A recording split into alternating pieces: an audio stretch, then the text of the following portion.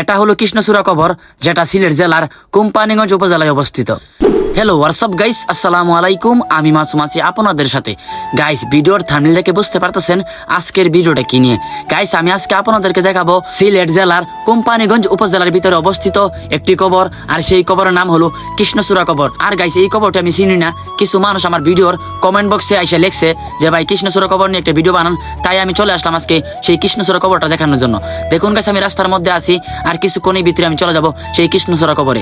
আর guys, এই কৃষ্ণচূড়া কবরটা হলো আমাদের কোম্পানিগঞ্জ উপজেলার থানা বাজার এবং তেলিখালের মাঝখানে যে ফাঁকা জায়গাটা আছে, ওই জায়গার মধ্যে অবস্থিত এই কৃষ্ণচূড়া কবর। দেখুন গাইস, এই রাস্তা থেকে দূর থেকেই দেখা যাইতেছে সেই কৃষ্ণচূড়া কবর, যেটা দেখার জন্য আজকে আমরা এখানে চলে আসলাম। আমার পিছনেই দেখুন সেই কৃষ্ণচূড়া কবর। অনেকেই কমেন্ট করছেন এই কবরটা দেখানোর জন্য। তো গাইস, আমি ওই কবরটা দেখানোর জন্য আমি এখন ওইখানে যাব। আর গাইস, এই কৃষ্ণচূড়া কবরের কাছে যাওয়ার জন্য একটি মাত্র রাস্তা ব্যবহার করা লাগে, আর এই রাস্তাটি অনেক ভাঙ্গা।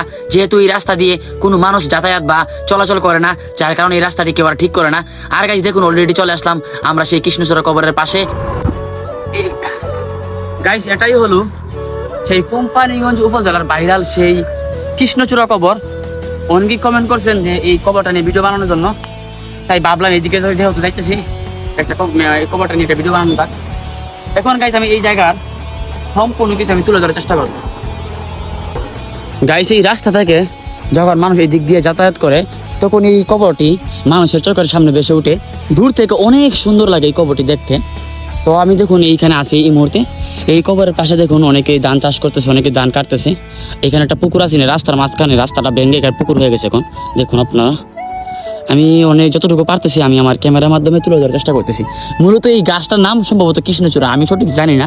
তারপর আমার মনে হইতেছে এই গাছটার কারণে আর কি, এই গাছটার কারণে এই কবরটা বেশি সুন্দর লাগে। জানি না এখানে কোন মানুষটা শুয়ে আছে, হয়তো বা সে অনেক ভাগ্যবতী, যার কারণে এত সুন্দর গাছ একটি তার কবরের মাঝখানে হয়েছে। দেখুন কবরের ভিতরের দৃশ্যটা গাইস, কবরের ভিতরের দৃশ্যটা, এগুলো পরিষ্কার করলে হয়তো বা আরো সুন্দর লাগতো।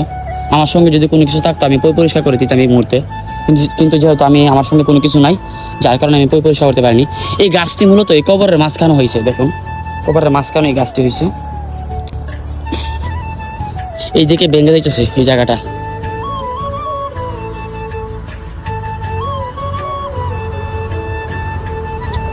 গাইস, এই কৃষ্ণচূড়া কবরের মধ্যে আর কোনো কিছু দেখানোর কোনো কিছু নাই। এই দূর থেকে যতটুকু সুন্দর লাগে ততটুকু, কাছে গেলে এতটা সুন্দর লাগে না। আপনারা দেখুন, আমি দূর থেকে দেখানোর চেষ্টা করতেছি। এই যে দেখুন। তো গাইস, আজকে ভিডিওটা এই পর্যন্তই। যদি আমার ভিডিওগুলো আপনাদের কাছে একটু ভালো লেগে থাকে তাহলে অবশ্যই শেয়ার দিয়ে পাশে থাকবেন। ধন্যবাদ সবাইকে, আল্লাহ হাফেজ।